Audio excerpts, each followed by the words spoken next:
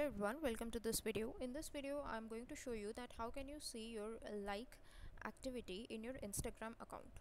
So if you want to see what all posts you have liked, what all posts you have interacted with, then how can you do that in your Instagram profile in your PC? That's what we're going to see. So this is my Instagram profile that I've opened in my PC. Now click on this profile icon and that should take you to your home page or to your profile page, as a matter of fact. Now click on this cork icon on the very top, that is actually your settings icon.